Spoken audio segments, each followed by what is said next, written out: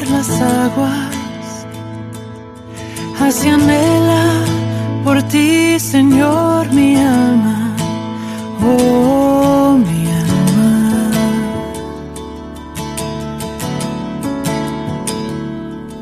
Como árbol plantado junto a agua.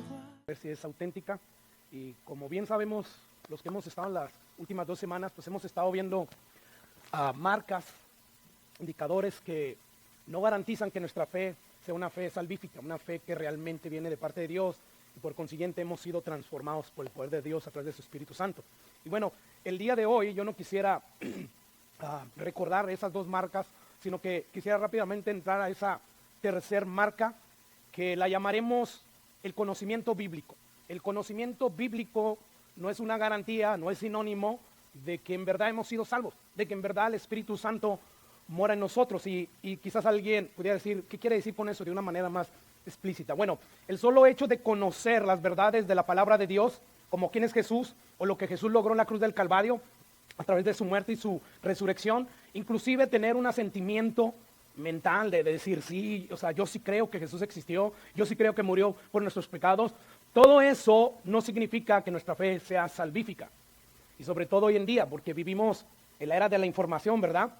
Hoy podríamos decir, todo lo sé por Google que me informa, o por el internet que me informa. O sea, lo que significa estar viviendo en una era como la nuestra, donde la información está ahí, es que hoy podemos nosotros los cristianos acumular un montón de información sobre Dios. O sea, con un solo clic podemos nosotros acceder a buenos comentarios bíblicos, podemos acceder a esa librería de sermones de los mejores predicadores del momento, podemos inclusive acceder a cursos teológicos de una manera sistemática. Sin embargo, y ahí está el sin embargo o el pero, pese a que todo esto es una gran bendición, porque conocer de Dios, conocer las verdades de Dios es sumamente importante. Y aunque todo esto es una bendición, aún así existe el peligro latente aquí en la iglesia contemporánea de que si no tenemos cuidado, nosotros podemos terminar confundiendo la información teológica con verdadera salvación. Es decir, porque yo sé de Dios, yo conozco la Biblia, por consiguiente yo tengo que ser salvo. Y bueno, quiero dejar o enfatizar bien este punto, no me vaya a malentender, el conocimiento de la verdad de Dios es sumamente valioso.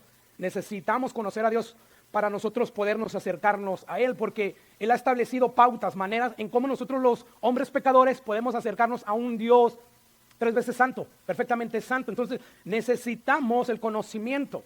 Sin embargo, esto no es una marca que pruebe que verdaderamente hemos nacido de nuevo. Y esto es un claro que no, porque tú puedes tener tu mente llena de doctrinas, inclusive doctrina ortodoxa, correcta, sana, y al mismo tiempo tener un corazón completamente necesitado de la obra transformadora del Espíritu Santo de Dios. Así que el llamado que Dios va a tener para nosotros el día de hoy es de evaluar nuestra fe. O sea, ¿verdaderamente tú tienes una fe que transforma, o es una fe que se queda solamente en el intelecto, en la mente? ¿O es una fe que ha tomado casa, por decirlo así, en tu corazón para transformar tu manera de vivir, para transformar tu naturaleza caída? O sea, eso es a lo que Dios nos está llamando, una evaluación objetiva. Porque, como vamos a ver, la verdadera fe, más que ser una fe intelectual, es una fe relacional con Dios, ¿verdad? Es una fe práctica. Esto quiere decir, hermano, que no se trata de cuánto sabes de Dios, sino más bien se trata de cuánto de lo que tú sabes de Dios te está transformando. Eso es lo importante. Y lo hace Dios a través de su Espíritu Santo. Es decir, lo que tú conoces de Dios hasta este momento de tu vida cristiana, ¿está transformando tu vida? Yo sé que hay periodos en nuestras vidas donde eso no sucede, porque empezamos a ser negligentes, empezamos a alimentar más la carne que el espíritu, y nos volvemos personas que en vez de estar siendo transformadas a la voluntad de Dios, estamos como siendo transformados a los pecadores del momento, ¿no? Yo sé que esos son periodos, pero, o sea, ¿eso es algo habitual en ti? ¿O eso es algo que viene en periodos? Esa es la pregunta. Debemos nosotros de preguntarnos si en verdad Dios a través de su palabra nos está transformando, que Dios usa obviamente a su Espíritu Santo, ¿verdad? Dice Pablo a los Corintios que nosotros vamos de gloria en gloria, vamos de triunfo en triunfo, vamos siendo transformados, y luego dice, como por el Espíritu del Señor, al contemplar que la gloria de Jesús a través de todas sus verdades. Entonces, eso es lo importante de la fe que debemos de tener, que es una fe que te lleve a relacionarte más con Jesús, con Dios, a tener una intimidad, una comunión, mejor dicho, cada vez más íntima, y te lleva a la práctica. No eres solamente un oidor, sino un hacedor. Y bueno, yo creo, hermanos, que el mejor ejemplo, y de hecho el ejemplo perfecto de esta verdad, y sobre todo un ejemplo, yo creo que el más trágico del conocimiento bíblico que no garantiza una fe, pues es el ejemplo de Judas. Su vida, dicen algunos, que es el argumento definitivo, contundente contra la idea de que conocer de Dios es sinónimo de conocer a Dios. O sea, eso no es igual. Tú puedes conocer a Dios, sin embargo, no conocer a Dios. ¿Te das cuenta? O sea, el conocimiento acerca de Dios no te hace conocer a Dios si tú no aplicas ese conocimiento de Dios. O sea, para poder conocer a Dios, tenemos nosotros que conocer de Dios a través de las Escrituras, a través de todo lo que nos dice las Escrituras. Hoy en día la mayoría de los seres humanos, tú les preguntas, ¿tú crees en Dios? Y ellos te van a decir que sí.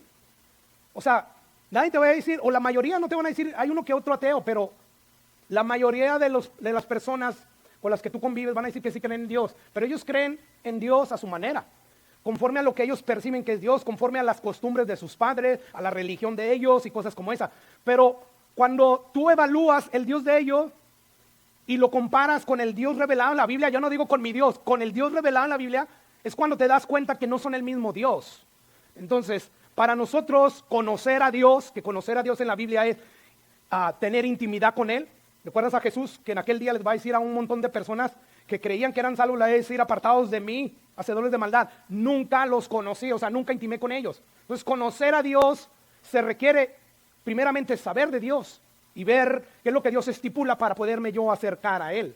Así que esto es bien importante. Y bueno, el ejemplo de Judas lo vamos a usar para darnos cuenta que esto es así, hermanos, porque a pesar de que Judas fue uno de los pocos privilegiados, hablando en cuanto se expuso a la teología, que la teología es el estudio que estudia a Dios. O sea, él, a pesar de que junto con los otros 11 discípulos fueron los que disfrutaron este privilegio de estar con la fuente de la verdad, que es Jesús, aproximadamente 3 años. O sea, escuchó él juntamente con los otros discípulos las enseñanzas acerca de Dios directamente de Jesús. Eso es increíble. O sea, escuchar las enseñanzas acerca de las verdades absolutas de Dios, de la misma fuente, o sea, de donde proviene toda la verdad de Jesús, eso es un gran privilegio. O sea, vamos a decir, Judas estuvo allí cuando Jesús dio ese sermón en ese monte, estuvo ahí en la primera fila, de primera mano recibió todo ese conocimiento acerca de Dios. Sin embargo, esto nos enseña que tener una mente llena del conocimiento de Dios no significa que haya una verdadera salvación. No importa quién te dé el conocimiento acerca de Dios, vamos a decir, el maestro, el teólogo más importante.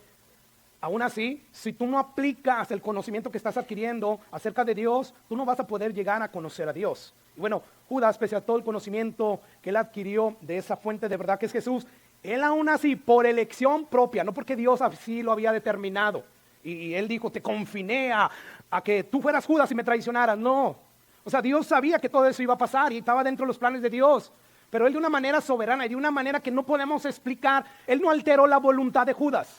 No, Judas, por su propia elección, permaneció completamente ajeno a la salvación que Jesús le ofreció a él y a todos los que le oyeran mientras estuvo aquí en la tierra. Y bueno, demostrando que uno puede estar expuesto a la máxima luz que existe acerca del conocimiento de Dios y aún así elegir vivir en tinieblas. Es que si estuviera aquí Jesús enseñando en esta iglesia, lo más seguro que esta iglesia estaría llena. No, lo más seguro que quizás algunos de ustedes ya no estuvieran aquí porque Jesús era más directo. Jesús confrontaba directamente. Imagínate que yo empezara a confrontarte con tus problemas, tus luchas que tienes a diario. Quizás aguantarías y sabrías que esto es parte de la Biblia, de que debemos de amonestarnos unos a otros, ¿verdad? De pedirnos cuentas unos a otros, pero quizás algunos se irían. Entonces, hermanos, esto de que si yo estoy con el mejor teólogo, de seguro voy a poder ser mejor cristiano, sí, quizás te ayude más, pero no es una garantía de que tú vayas a convertirte en el mejor cristiano, en el mejor hijo de Dios, simplemente porque alguien más, de una manera más profesional, más experta, eficiente, te está dando todo el conocimiento acerca de Dios. Así que el ejemplo de Judas nos demuestra, hermanos, que uno puede estar expuesto a la luz máxima y aún así elegir vivir en nuestro pecado, vivir en tinieblas. Yo pregunto, ¿qué más información podría haber recibido Judas acerca de Jesús para que entonces él hubiera podido ser salvo? Jesús le dice, o sea, ¿qué más pude haber hecho al pueblo de Israel? Les di todo y siempre terminaban alejándose de mí. O sea, yo veo a Judas 3 años enteros bajo las enseñanzas del Hijo de Dios. Lo sabía todo, lo vio todo, lo sintió todo, lo experimentó todo, lo tenía todo, lo sabía todo, hermanos. Vio milagros que certificaban que verdaderamente lo que Jesús enseñaba era realidad, era verdad. Sin embargo, nunca jamás fue salvo por elección propia. Y bueno, Judas ante los demás, ante los otros apóstoles, era un cristiano verdadero.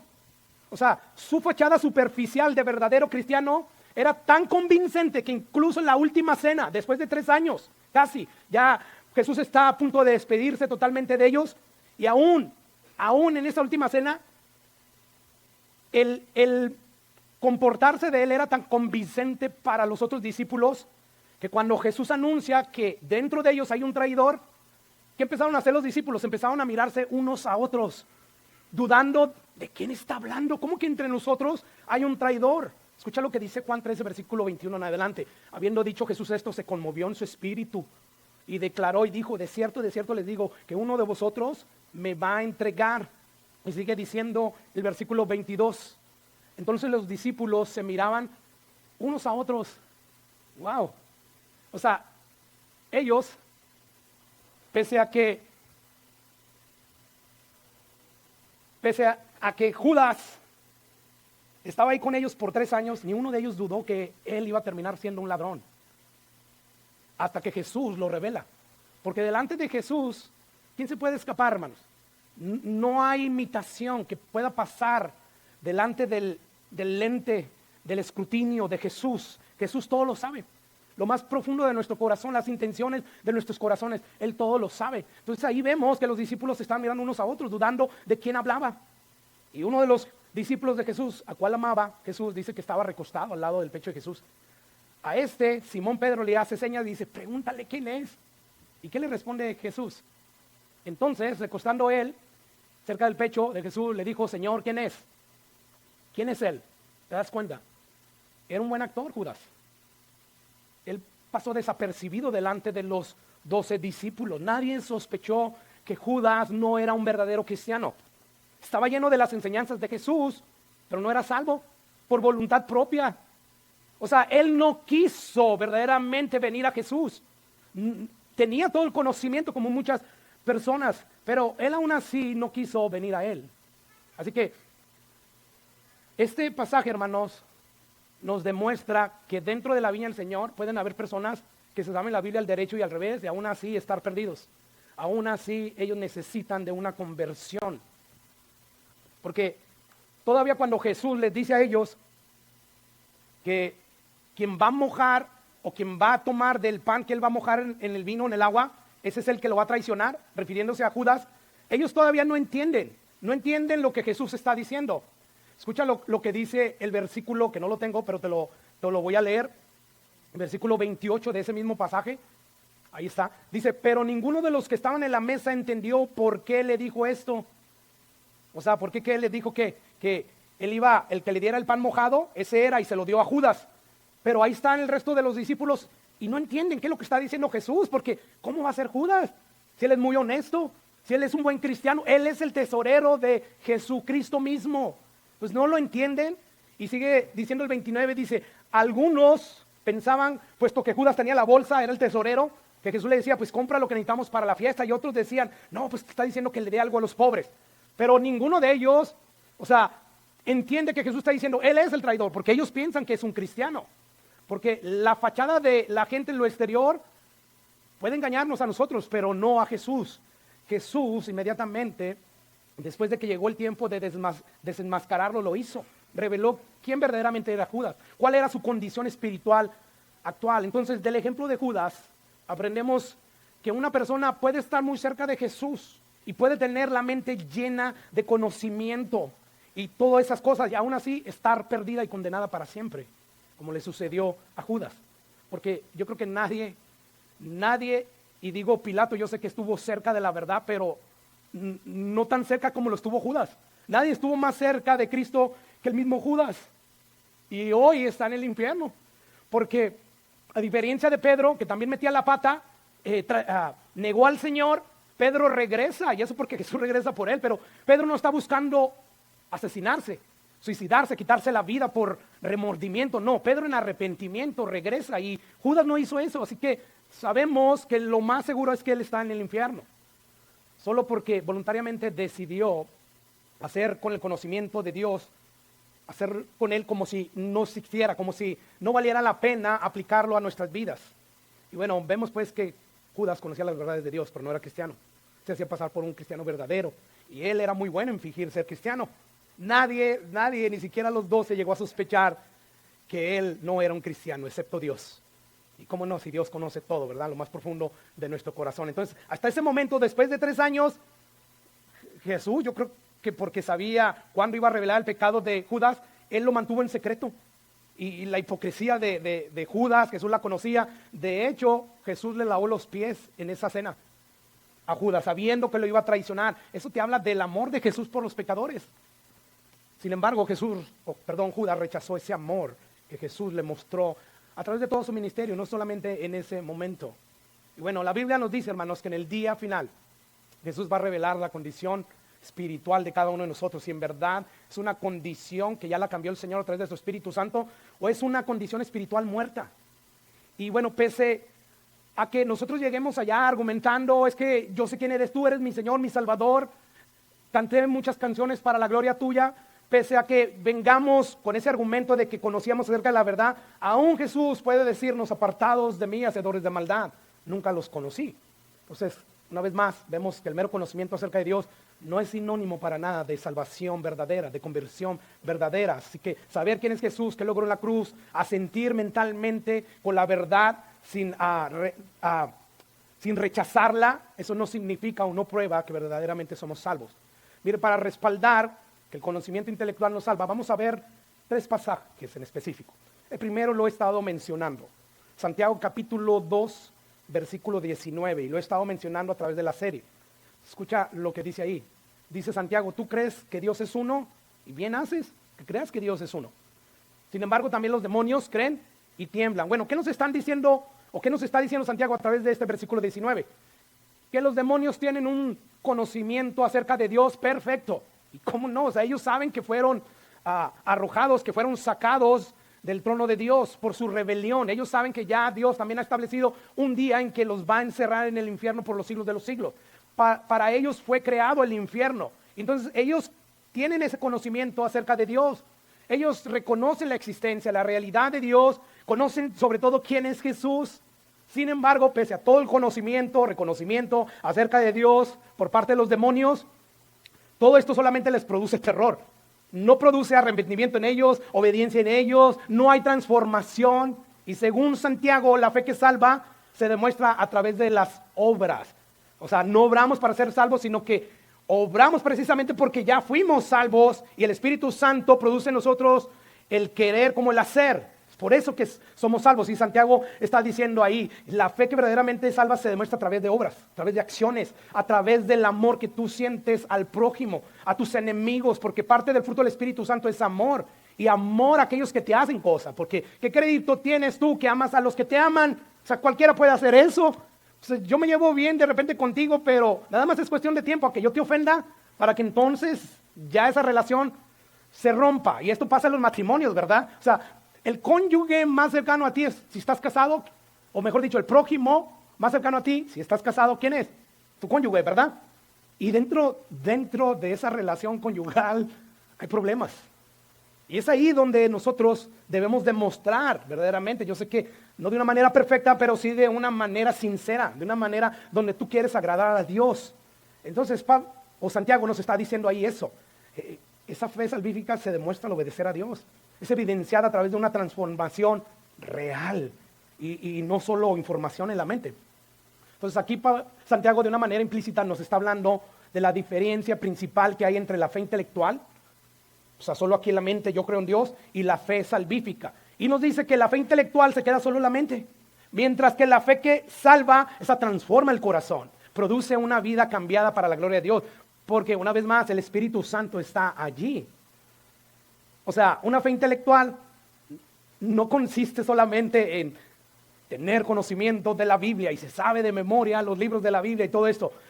No, se trata de relación con Dios, se trata de comunión, se trata, hermanos, de rendirnos al Señor, de entregarnos totalmente a Él y no solamente de pura información. Tiene que haber ese cambio. Ahora, la fe salvadora incluye así el conocimiento acerca de Dios, es importante, ya lo dijimos, pero ¿qué, hermanos? Ese conocimiento te ayuda a avanzar, a crecer en confianza solamente en la obra expiatoria de Jesús.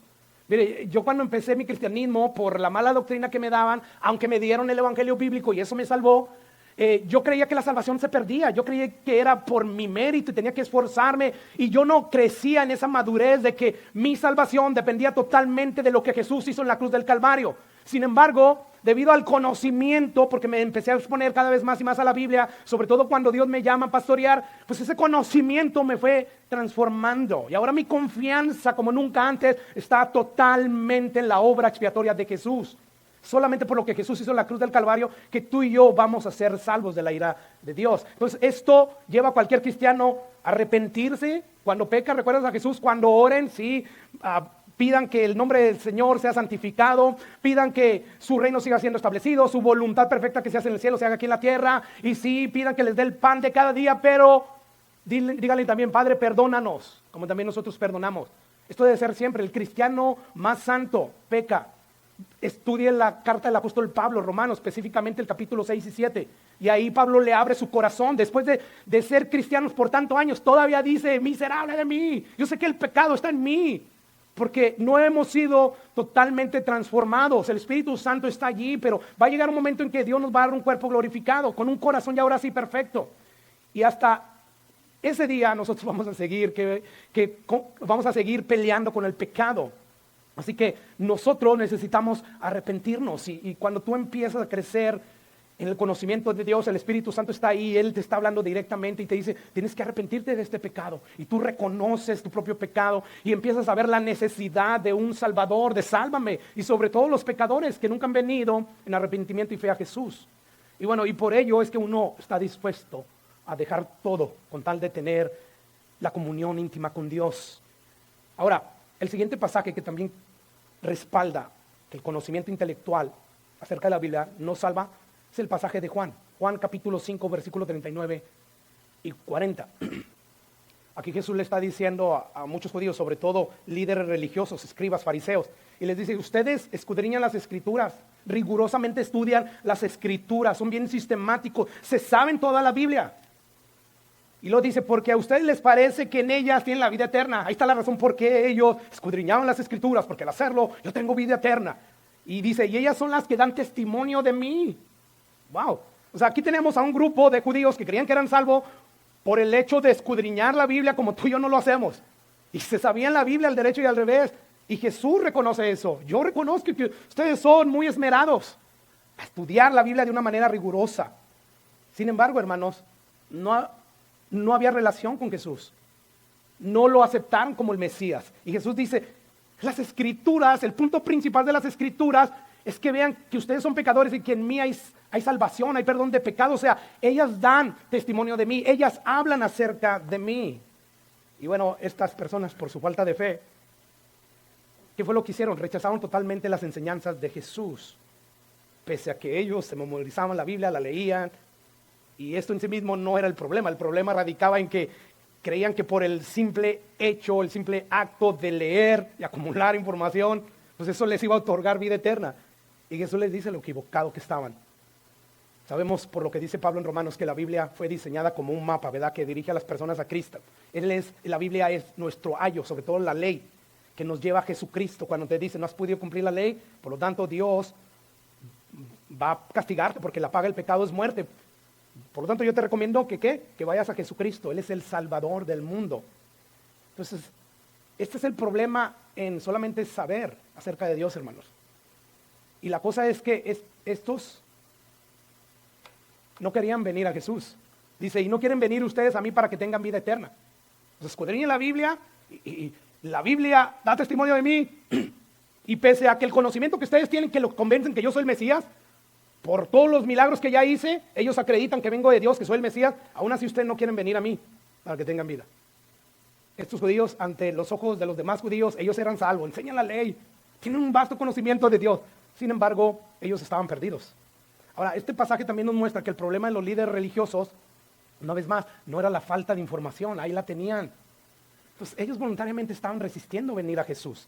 Así que vemos que poseían el conocimiento correcto, pero no estaban dispuestos a someterse a Jesús, mucho menos a tener una relación viva con Él, ¿verdad? Y la cosa es que la verdadera salvación requiere de una entrega voluntaria al Hijo de Dios, hermanos. Al reconocerlo no solamente como el Mesías que perdona los pecados, sino como el Señor. Y menos, o sea, si no lo querían ver como Salvador, menos como Señor. O sea, ¿por qué yo me voy a someter a ti, Jesús? Así que en resumen, este pasaje de Juan enseña que el acumular mucha información de las verdades de Dios, esto no es equivalente a ser salvo, no, hermanos. Ahora, vamos rápidamente a ver el siguiente pasaje que nos habla, que respalda, que el conocimiento bíblico no es una garantía, no es sinónimo de salvación. Este pasaje lo tenemos en Mateo 7, versículo 21 al 23. Escucha lo que nos dice Jesús. No todo el que me dice, o sea, en otras palabras, no todo el que se dirige a mí llamándome Señor, Señor, que ahorita vamos a ver lo que significa eso, para poder entender lo que Jesús nos está diciendo de una manera implícita aquí. Dice él, no todo el que me dice Señor, Señor, entrará en el reino de los cielos, sino el que hace la voluntad de mi Padre que está en los cielos. Versículo 27, que no lo proyecté ahí, dice, muchos me dirán en aquel día, otra vez, Señor, Señor. O sea, tenían el conocimiento de que Jesús, esas personas que van a llegar allá y van a ser desenmascarados, ellos tenían el conocimiento de que Jesús era el Curios, era el creador, era el Dios del universo. Y dice Jesús, van a decir, Señor, Señor, profetizamos en tu nombre echamos fuera demonios, en tu nombre hicimos muchos milagros. Versículo 23, entonces les voy a declarar, nunca os conocí, apartados de mí, hacedores de maldad. Bueno, aquí Jesús de una manera implícita nos está dando una característica de aquellos que van a llegar a aquel día del juicio final solo para darse cuenta que su profesión de fe era falsa. ¿Y cuál es esa característica? Bueno, Jesús nos está diciendo, muchos en aquel día van a basar la autenticidad de su fe porque tenían conocimiento acerca de mí, porque tenían conocimiento de doctrinas acerca de quién yo soy, acerca de lo que yo hice.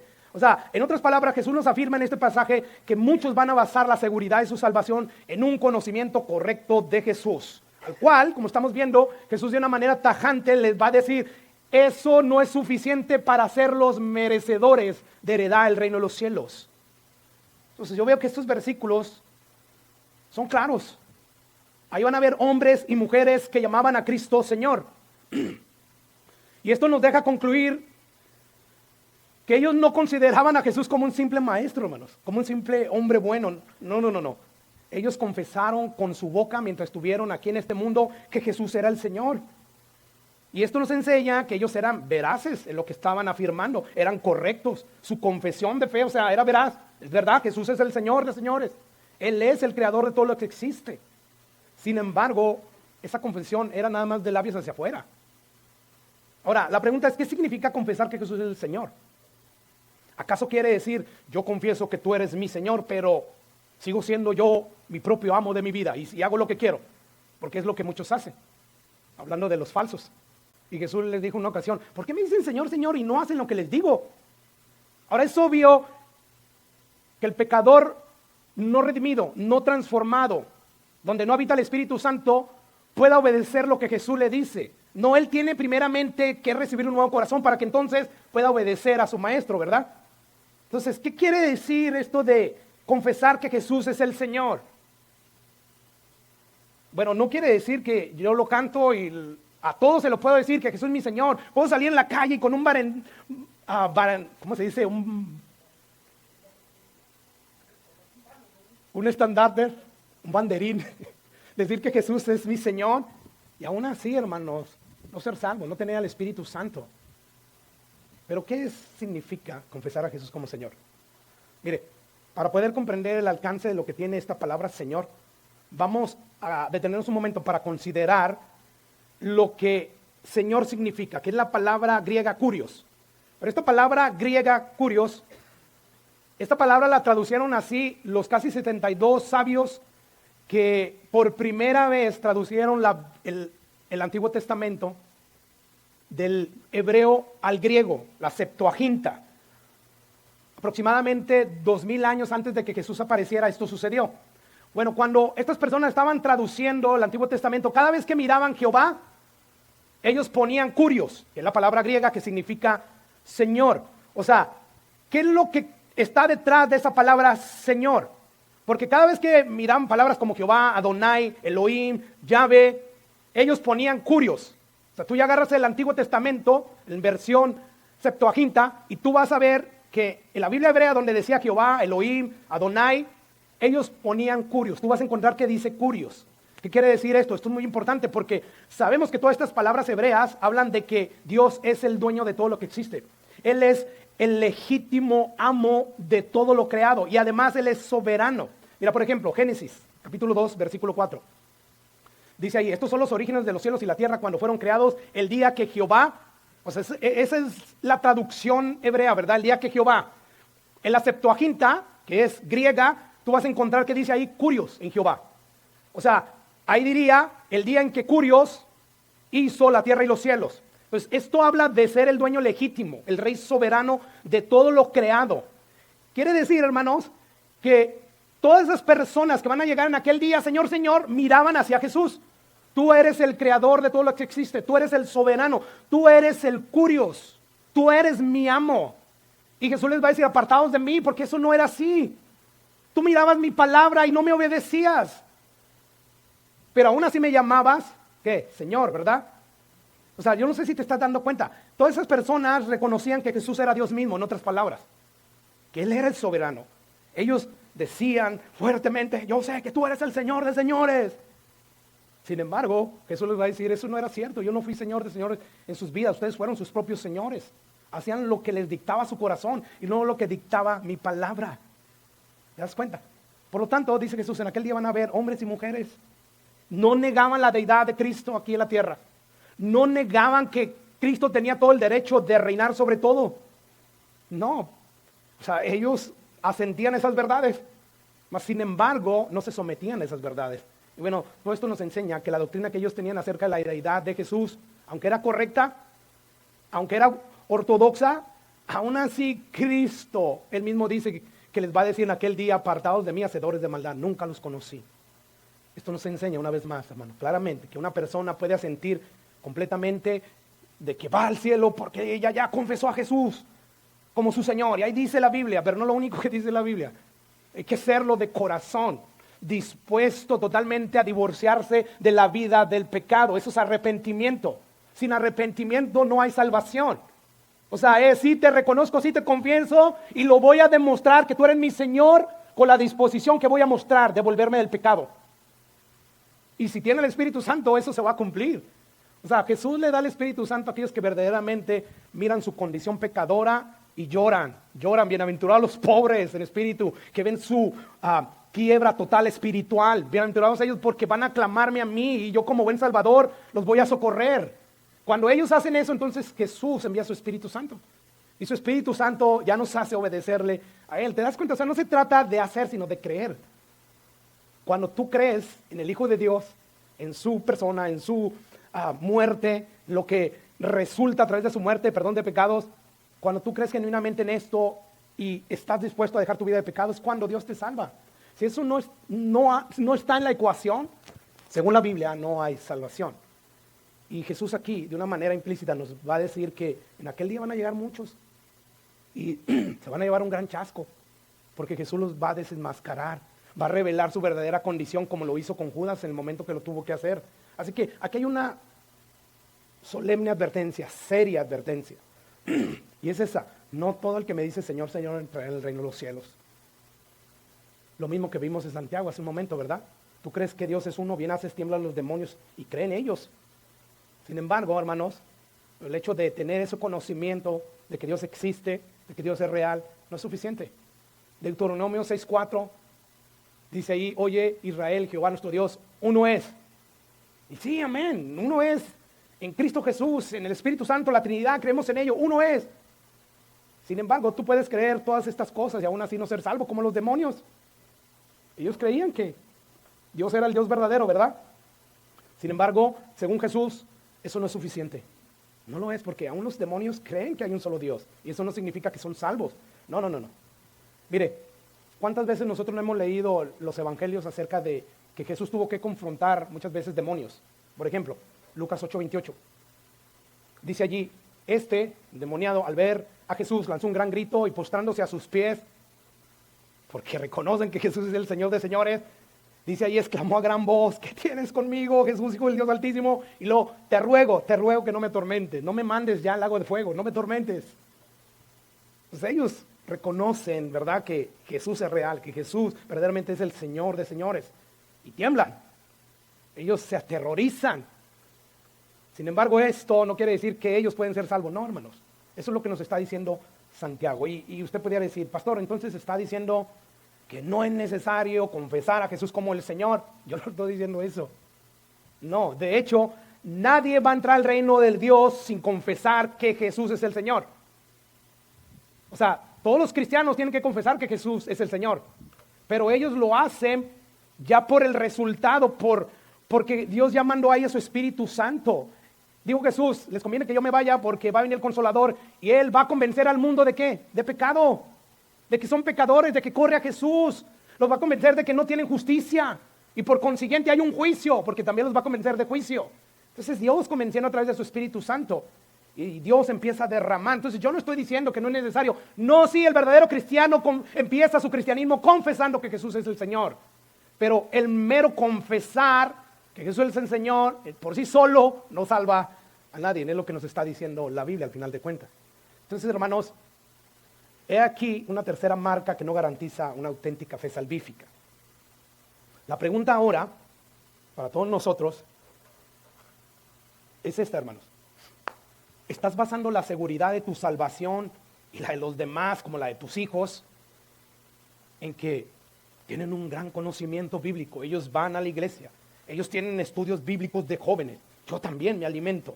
¿Tú estás basando la seguridad de tu salvación porque tienes todo esto? ¿Porque tus hijos tienen todo esto? ¿O porque el pastor César predica bíblicamente aquí?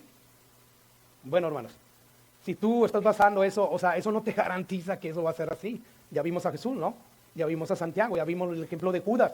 Mire, recordando las otras dos marcas que vimos en las últimas 2 semanas.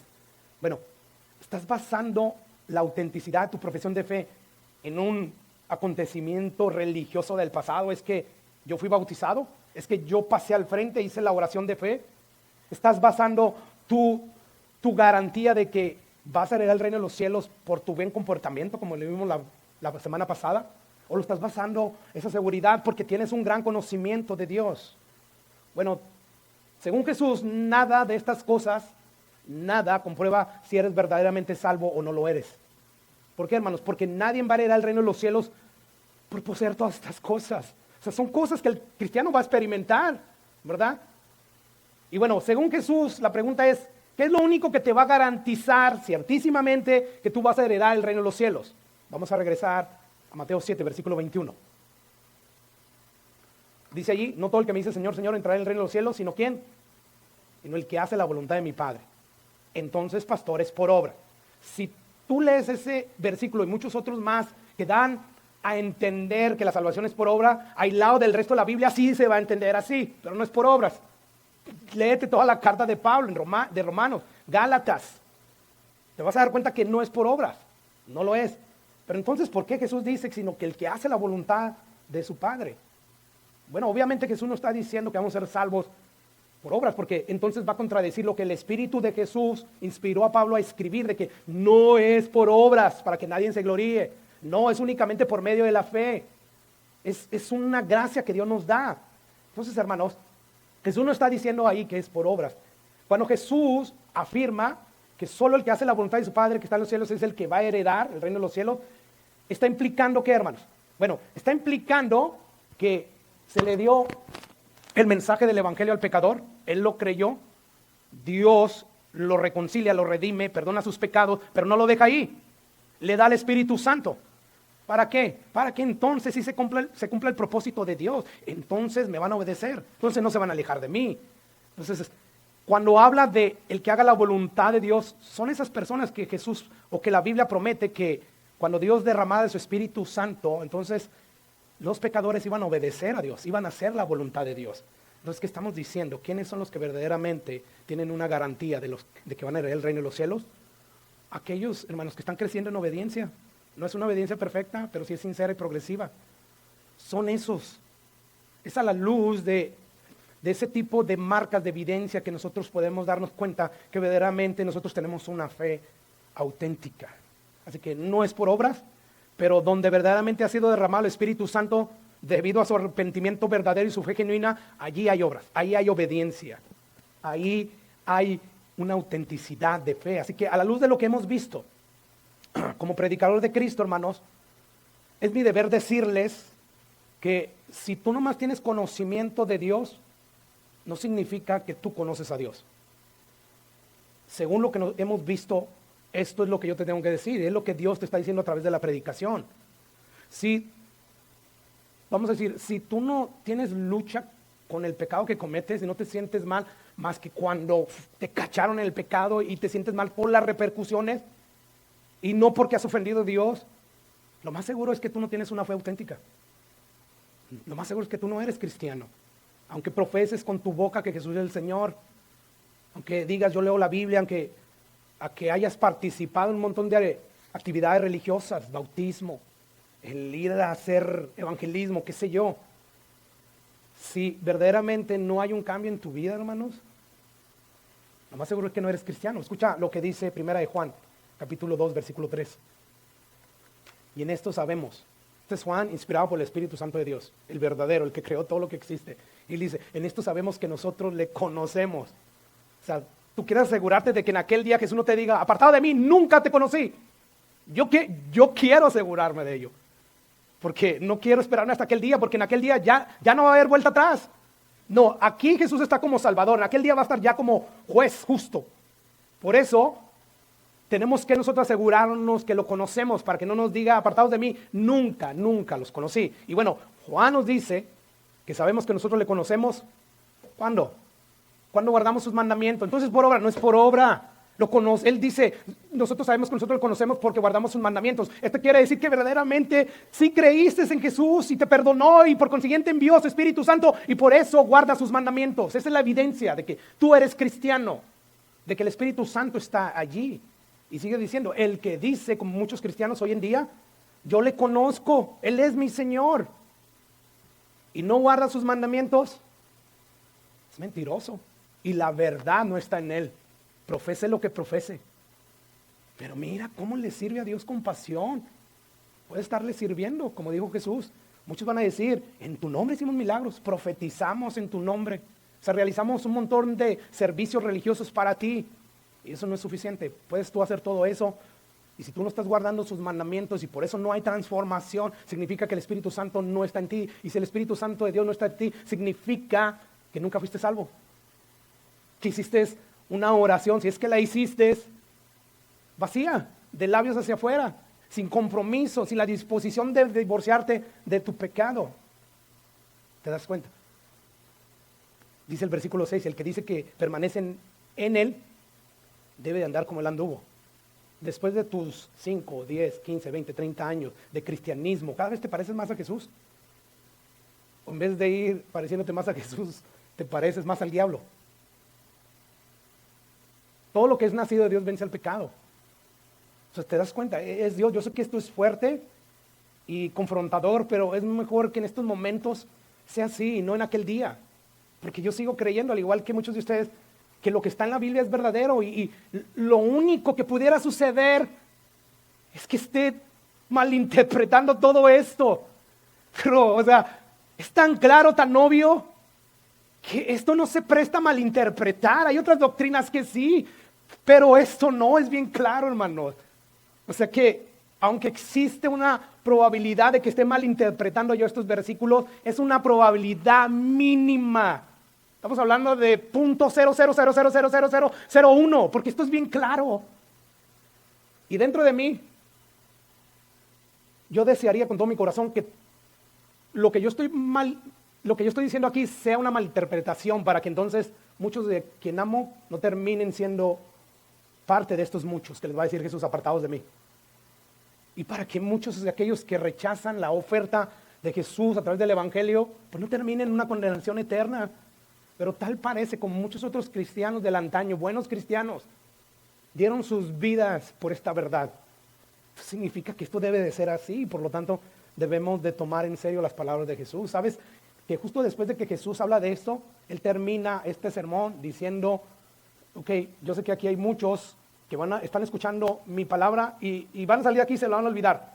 A estas personas yo los comparo como un necio, un imprudente, que construye su casa ahí sobre la arena, ahí se va. Y lo dice, pero aquellos que oyen mi palabra y la ponen por obra, los comparan como a un hombre sabio, prudente, que edifica su casa sobre la roca. ¿Y por qué termina eso Jesús? Porque Él sabe que después de estas advertencias van a haber algunos que se van a olvidar de ella, pero van a haber unos que otros que van a aplicar lo que Jesús está diciendo aquí. Así que profesar que Cristo es el Señor, según la Biblia, profesar que Él tiene derecho a mi vida y cantarlo y todo eso, no es una garantía de que tu fe sea salvífica.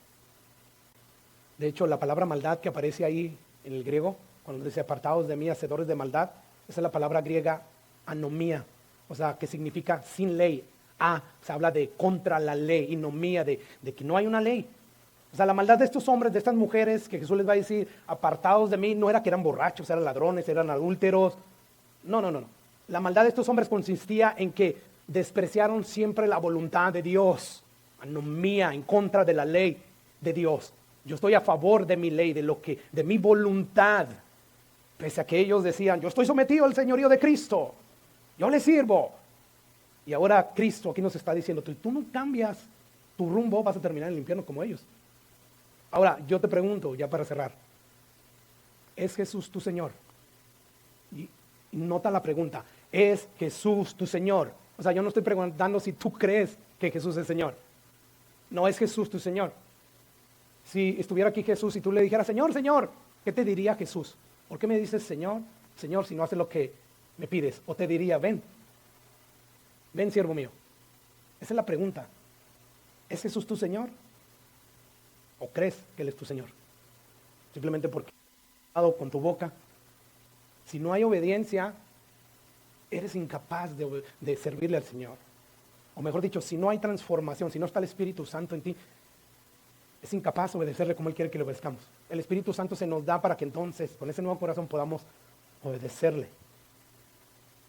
Y bueno, la Biblia dice que tarde o temprano toda rodilla se va a doblar. Toda lengua va a confesar que Jesús es el Señor para la gloria del Dios Padre. Sin embargo, por lo que vemos en ese pasaje de Mateo 7, tristemente algunos van a confesar esto justo después de haber sido arrojados al infierno. O tú en estos momentos voluntariamente doblas tu rodilla ante Jesús y confiesas que en Él es el Señor, o te esperas aquel día en que vas a ser obligado en el infierno ya a confesarlo. Y lo vas a ver que Él es el Señor al final de cuentas, porque vas a ver que todo eso va a ser una realidad. Y bueno, a la luz de este pasaje serio, pues que Dios se apiade de nosotros, hermanos, para podernos evaluar de una manera objetiva. O sea, esto es algo real. Asegúrate antes de salir de este mundo, cuando mueras, de que verdaderamente Jesús es tu Señor. Y la prueba de ello es que día a día tú le temes y le obedeces. Y cuentas muchas veces deleite en eso, porque te da un nuevo corazón. Sabemos que cuando la carne gobierna, pues no hay deleite en eso, ¿verdad? Pero debes de preguntarte. Si tú sigues leyendo Santiago, te vas a dar cuenta que Santiago compara la Biblia con un espejo. Y nos dice que el que escucha la palabra de Dios y no la pone en práctica es como aquel hombre que llega al espejo y se ve y luego se olvida de él. O sea, llega al espejo y tal vez se mira la cara que está sucia. El espejo le dice, tu cara está sucia. Y él simplemente se aleja del espejo y no hace nada por lavarse su cara, que está sucia. Bueno, lo mismo con la Biblia. La Biblia es un espejo. Te muestra, a través de todo lo que hemos dicho, te muestra si estás sucio. Te muestra tu condición. No te vayas sin lavar esas áreas que Dios te ha mostrado que están sucias. Lávala con la palabra de Dios. O sea, aquí lo malo no es admitir que has pecado contra Dios y eres un vil pecador. No, eso es bueno delante de Dios. Dios espera que hagamos eso. Bienaventurado el pobre, una vez más. Espíritu, sea mi propicio pecador. O sea, yo soy pecador. Cuando tú haces eso, estás reconociendo que estás sucio. Y Dios Dice la Biblia que un corazón contrito y humillado no lo desprecia. Dios baja y te limpia con su palabra. Así que, hermanos, tengamos cuidado, no salgamos de este mundo sin asegurarnos que verdaderamente nuestra fe es salvífica, porque un día Dios nos va a llamar a rendir cuentas y no quieras tú llegar con todo el conocimiento bíblico que tienes, con los acontecimientos religiosos del pasado, porque has sido una muy buena persona. No, llega con el sello del Espíritu Santo. Ese Dios conoce a los suyos, ¿verdad? Dice Timoteo. Bueno, llega con eso. ¿Y cómo adquiero eso? Creyendo en el mensaje del Evangelio. Es todo lo que tienes que hacer. Así que examinarnos, hermanos, y permitir que Dios nos ayude a, número uno, a confirmar con la verdad de Dios que somos verdaderos cristianos, que eso nos afiance. Sin embargo, el otro propósito que tiene esta serie es de que Dios te pueda, como Judas, te pueda revelar tu condición, para que te puedas tú arrepentir y venir delante de Él y pedirle que te dé un nuevo corazón. Vamos a orar